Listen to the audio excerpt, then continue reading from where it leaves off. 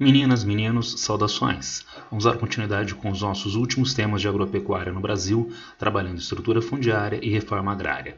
Para nós introduzirmos o tema, eu apresento uma questão para vocês. Aqui está o texto base da questão. Ser persa é ser o estranho, é ser o diferente, numa palavra, ser outro. A simples existência do persa tem bastado para incomodar, confundir, desorganizar, perturbar a mecânica das instituições.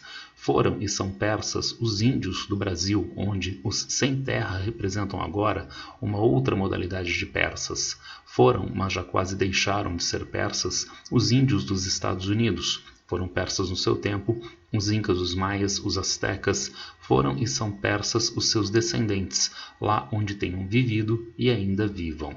Num velho texto do José Saramago para a Folha de São Paulo, no final dos anos 1990. Daí a questão vem com 3 itens. O item A, porque o autor chama os sem terra brasileiros de persas. Item B, explique o que é o movimento dos trabalhadores rurais sem terra. Item C, considerando a sociedade brasileira, cite outros 2 exemplos de persas nos dias atuais. Há normalmente uma confusão na sociedade, e, por extensão, entre os alunos, de que as ciências humanas trabalham com opinião. Se a opinião for razoavelmente bem fundamentada, ela é válida. Não. Opinião a gente tem no bar, mas não no meio acadêmico, não no meio escolar. Nós precisamos embasar empiricamente, conceitualmente, aquilo que a gente está afirmando em relação à realidade, o que nós estamos enunciando acerca da realidade. Então, o que responderia o nosso item A? Porque o autor chama os sem terra brasileiros de persas. Os sem terra são o outro, o diferente, aquele que incomoda as instituições. Notem, reforçando a minha ideia anterior, trata-se de um texto de Saramago. E por que o Saramago está falando de persas? Saramago está se reportando a um texto de Montesquieu chamado Cartas Persas, na qual se trabalha a noção da alteridade, como 2 persas ficcionais em visita à Europa do século XVIII não entendem as instituições, são excluídos por serem diferentes. É a ideia da exclusão. E, portanto, a correta interpretação do texto de Saramago exige uma resposta que orbite esse núcleo que eu apresentei para vocês agora do item A. Agora vejamos o item B, o que é o movimento dos trabalhadores rurais sem terra. Vejam que é uma questão objetiva. Não está pedindo nenhum juízo de valor sobre o MST. Está trabalhando objetivamente o que é o MST. Resposta. Movimento organizado de trabalhadores rurais sem terra contemplaria a resposta. Estratégia de luta pela terra, ocupação de propriedades improdutivas ou devolutas, a forma de ação do MST. Ou ainda mais, originou-se no sul do país, reconhecido internacionalmente como um dos mais importantes movimentos sociais da América Latina. Estaria essa última potencial resposta extrapolando o juízo de valor extrapolando o juízo de fato e tendendo ao juízo de valor, elogiando o MST? Não. Se nós formos elencar os mais importantes movimentos sociais da América Latina, certamente o MST vai estar entre eles e ele tem sim reconhecimento internacional. Não é um juízo de valor, é uma realidade de fato. E ainda nós temos o item C. Considerando a sociedade brasileira, cite outros 2 exemplos de persas nos dias atuais. Se o tema da questão está orbitando a ideia de exclusão, então a gente tem que pensar nas ditas minorias, que não são minorias quantitativas, são minorias na medida em que são marginalizados dentro do processo político, dentro do processo social. Vejamos. Negros, indígenas, moradores de rua, favelados, enfim, todas as minorias contemplaria a resposta. Bem, essa não é uma questão qualquer, é uma questão do vestibular da Unicamp. E é bem interessante que seja do vestibular da Unicamp, porque a Unicamp é um dos raros vestibulares que traz a resolução das suas próprias questões. Vamos ver o que a Unicamp falou acerca desta questão. O item B apresenta a questão central, definir o MST. Notem bem, a Unicamp fez uma questão não sobre agropecuária, não sobre estrutura fundiária e reforma agrária. A Unicamp diz que ela fez uma questão sobre MST. E o item B era central, o aluno descrever, citar o que era o MST. Porém, alguns candidatos, distanciando-se da definição, fizeram uma interpretação ideológica. A Unicamp também, bem interessantemente, traz respostas de vestibulandos que ficaram acima da média e abaixo da média. Vejamos essa resposta abaixo da média. É um movimento que visa doar terras para os agricultores e trabalhadores rurais, para que possam plantar e adquirir um lugar para morar. Só que, na realidade, esse movimento tem esse objetivo de fachada. Na verdade, é adquirir terras visando o comércio de terras, ou seja, a corrupção da terra. Eu não sei por onde começam os erros, né, que esse candidato, essa candidata cometeu, né, cometeu. E vejam vocês, corrupção da terra, o que é corrupção da terra? Né? Então o sujeito que é corrupto é a terra. Então é uma construção precaríssima, meu Deus. Mas ainda mais, de alguma forma a questão está pedindo para que haja essa crítica vulgar ao MST? Não, não está. Agora, o MST faz comércio de terra? Não, o MST não faz comércio de terra. Então, há afiliados do MST que acabam sendo contemplados na lista do INCRA, Instituto Nacional de Colonização e Reforma Agrária, com assentamentos de reforma agrária que são coletivos. Os assentamentos não são de propriedade do MST. E as coletividades que são assentadas, são coletividades assentadas, assentamentos são então coletivos, não são individuais, e tem a terra por um longo período de tempo alienada desses assentados. Então nem eles podem comercializar a terra. Então o MST poderia vir a comercializar a terra. Então isto é um disparate, né? Isso, diríamos hoje, é uma notícia falsa, está embasado em pós-verdade, isto é, em nada. Mas o aluno tem uma carga ideológica prévia que faz com que ele aborde o tema não de uma maneira científica e filosoficamente correta, mas que ele aborde o tema a partir do seu juízo de valor, a partir da sua carga ideológica. Resultado, errou a questão. Porque a Unicamp trabalha dentro, o vestibular da Unicamp trabalha dentro do rigor da sociologia agrária, do rigor da geografia agrária, que não vão dar validade empírica a uma resposta como esta. Então, como nós vamos trabalhar a reforma agrária a partir de agora aqui no Brasil? Eu poderia apresentar para vocês aspectos positivos e negativos da reforma agrária e deixar que vocês decidam o que é interessante ou não. Seria uma péssima abordagem. Não há aspectos positivos e negativos.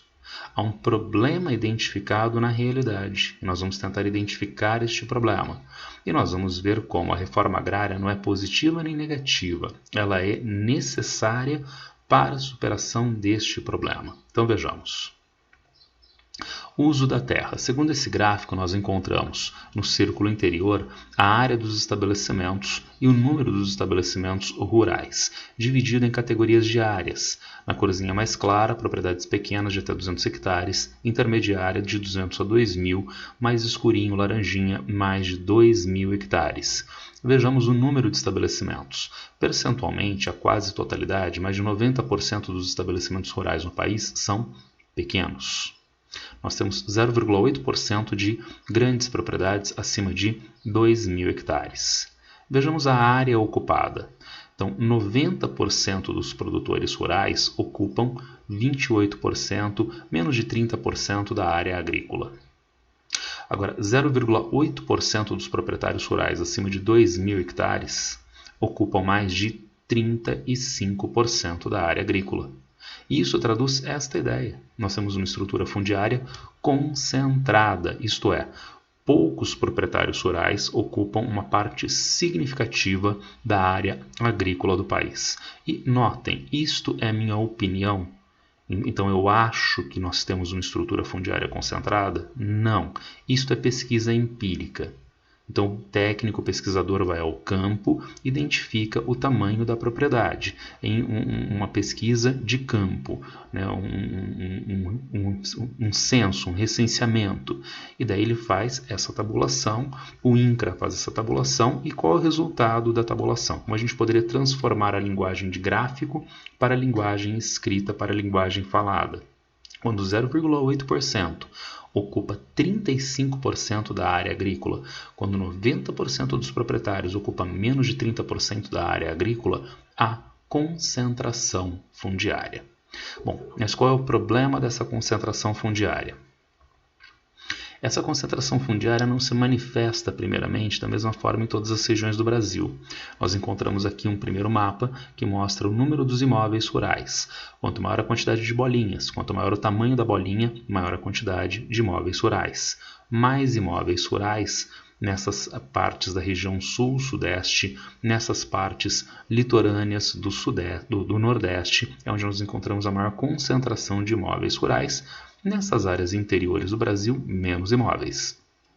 Neste outro mapa, a área total dos imóveis. Quanto maior a bolinha, maior é a área média dos imóveis na região, no município.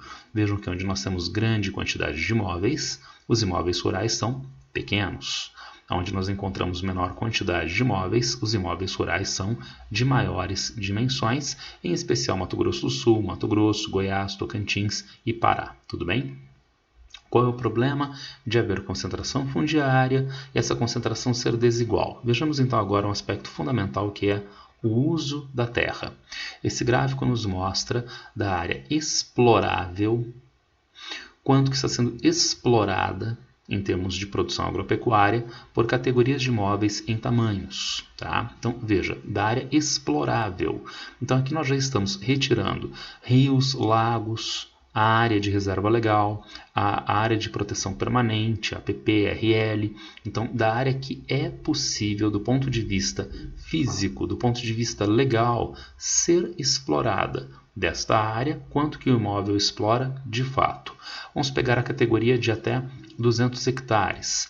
Vamos pegar o percentual. Nós temos aqui 82,5%, pouco mais de 80%, tá certo? Bom, vejamos uma categoria maior agora, de 200 a 2.000 hectares. Mais de 85%. Aumentou a média de exploração da propriedade em termos econômicos. Vamos avançar agora para 2.000 hectares ou mais. Diminuiu para menos de 65%. Se nós fôssemos aproveitar agora essas categorias intermediárias, vejam vocês, propriedades com 100.000 hectares ou mais, nós encontramos menos de 32%, 31,9% de exploração média dessas propriedades. Aí aparece um problema. O problema de nós termos as grandes propriedades rurais dedicando menos área à produção agropecuária. Essas propriedades tendem à ociosidade, de modo que as propriedades médias e pequenas são muito mais produtivas do que as grandes propriedades. Isso traduz um problema social, além de um problema econômico que está dado no tempo. Vejam vocês, de 2012 para 2014, essas propriedades gigantescas de 10 a 20 mil, 20 a 50, 50 a 100 mil, mais de 100.000 hectares, elas cresceram em quantidade e cresceram na área agrícola ocupada. Então nós temos uma área agrícola maior, que é menos utilizada, que é menos produtiva para a produção agropecuária. E isso traz um problema socioeconômico grave. Vejam aqui, nós temos o índice de Gini no campo no Brasil em 2012, 0,833. O Brasil é um dos piores países do mundo em índice de Gini, concentração de renda, que varia de 0, distribuição perfeita de renda, a 1. Alguém tem renda e ninguém mais tem renda. O Brasil tem um dos piores índices de Gini do mundo, na faixa de 0,55, 0,6. Mas isto em geral, campo e cidade. Se nós fôssemos pensar só no índice de Gini do campo, em 2012, incríveis, 0,833. E o que aconteceu junto com a concentração fundiária? Aumentou o índice de Gini, aumentou, obviamente, a concentração de renda junto com o aumento da concentração fundiária. Finalmente, vocês poderiam imaginar, mas e daí?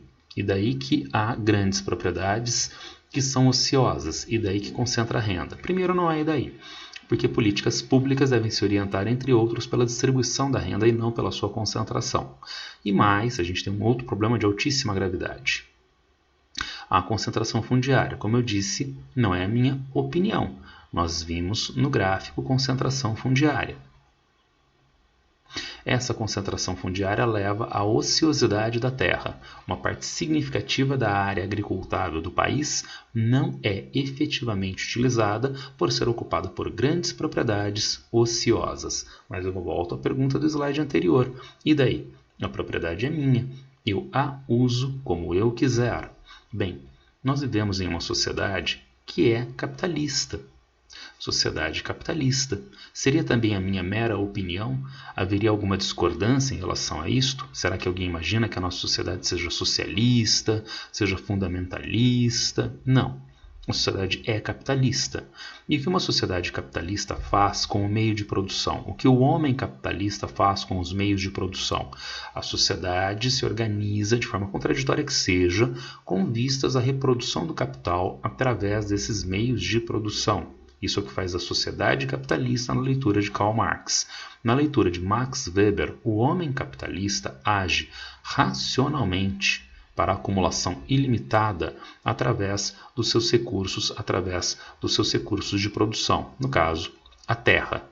Nós vivemos no país um estranho capitalismo no qual o meio de produção terra é ocioso, é mal utilizado, gerando um problema de precariedade de uso econômico e problemas sociais diversos ligados a esta concentração de terra. Mas é aí que aparece um último problema, que eu deixei em aberto do slide anterior. A propriedade é do proprietário rural. E ele assume, sim, é grande e improdutiva. E eu não quero ter produção. E daí? Algum problema? Sim, todo o problema. Porque nós vivemos em uma sociedade capitalista, Estado de Direito, que regula o uso da propriedade. Aqui eu tenho uma camiseta, ela é minha propriedade. Eu uso se eu quiser. Se eu quiser eu não uso, se eu quiser eu destruo a minha camiseta. Mas será que eu posso fazer a mesma coisa alegremente com o meu estabelecimento comercial? Será que eu posso fazer a mesma coisa alegremente com o posto de combustível? É óbvio que não. Existe uma regulamentação sobre esta propriedade. Esta regulamentação protege a propriedade ao proprietário, sim, e exige uma determinada forma de uso da propriedade. Da camiseta é um bem de consumo, ela só diz respeito a mim. Uma atividade comercial, um comércio, uma lanchonete, ela tem funcionários. Como o proprietário é o proprietário, ele paga os funcionários quando ele quiser? Não. Ele vende, comes e bebes como ele quiser? Não. Existe uma legislação trabalhista, existe uma legislação sanitária. E se ele descumprir essa legislação, a atividade dele pode ser fechada por exemplo, a vigilância sanitária.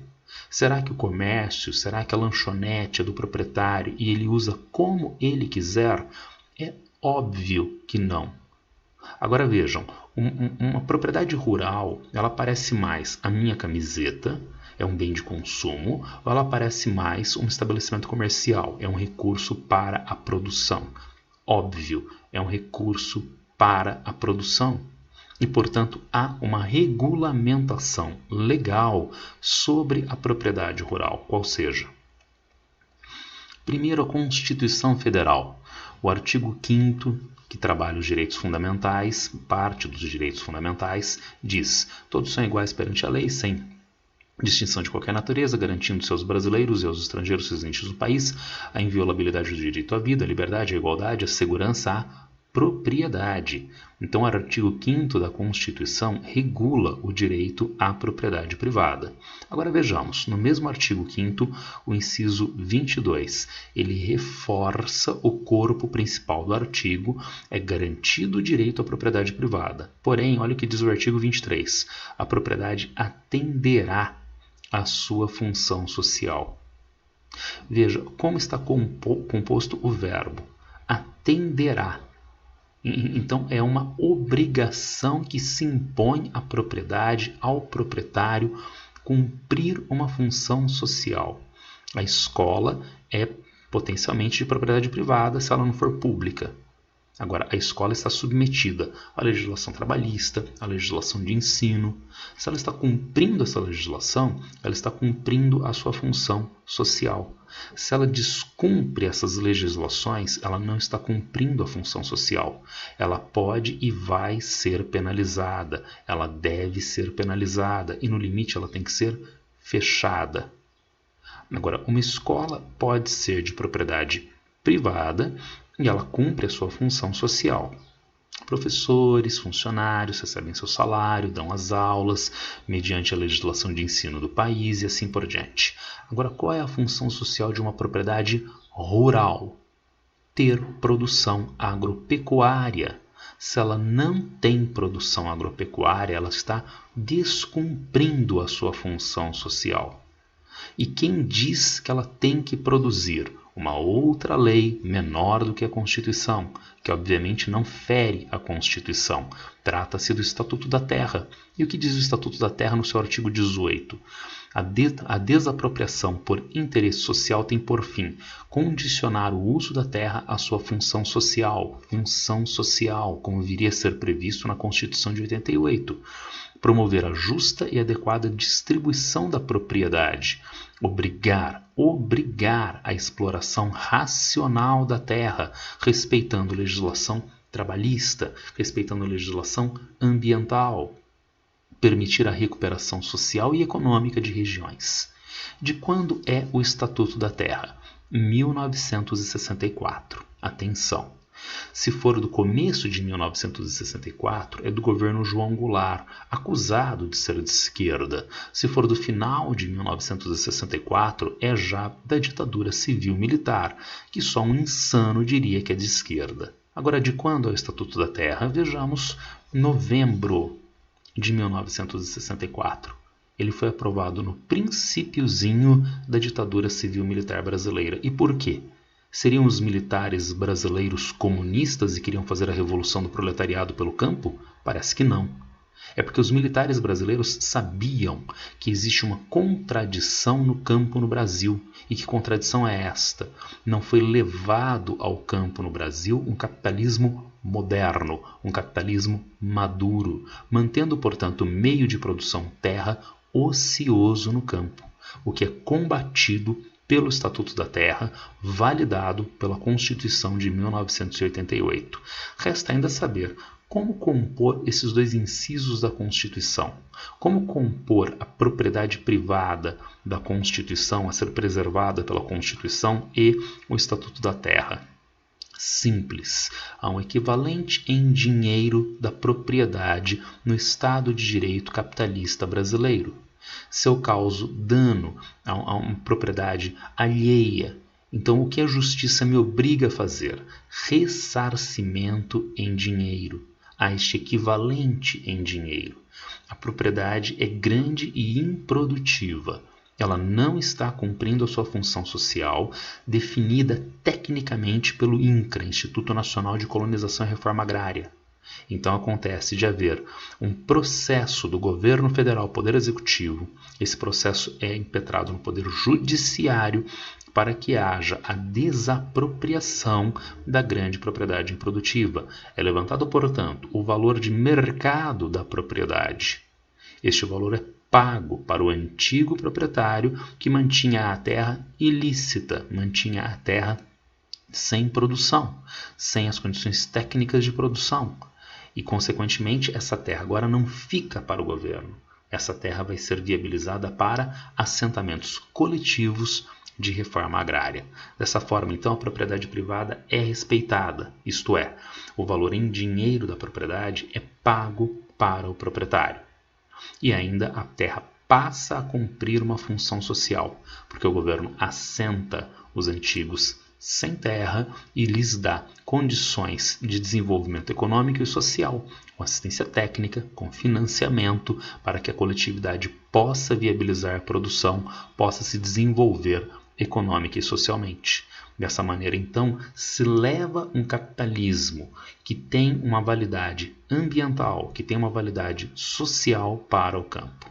Então vejam, reforma agrária tem meros aspectos positivos e negativos? Não, não tem. Reforma agrária é uma necessidade na atualidade no Brasil, tendo em vista o campo se manter em grande parte ocioso e descumprindo a lei, descumprindo o Estatuto da Terra e descumprindo a própria Constituição. E aí que aparece uma questão de ordem política. Se há o Estatuto da Terra desde 1964, se a Constituição Federal desde 1988, porque ainda hoje há, e como nós vimos nos slides anteriores, uma tendência de concentração fundiária e ociosidade da terra, porque o problema da reforma agrária é um problema político. Precisam ser criadas leis para viabilizar a reforma agrária? Não. A lei já existe. Estatuto da Terra, Constituição Federal, uma série de outras normas legais que não dão margem, obrigam o processo de reforma agrária. Então, por que ele não é feito? Ele não é feito porque quem tem interesse na manutenção da grande propriedade improdutiva tem uma força política muito grande no Brasil. A agricultura familiar ligada aos assentamentos tem uma força política menor. Então, em que campo nós precisamos identificar o problema da reforma agrária? De não se fazer reforma agrária na velocidade adequada. No campo da política. E, portanto, no campo das relações de força.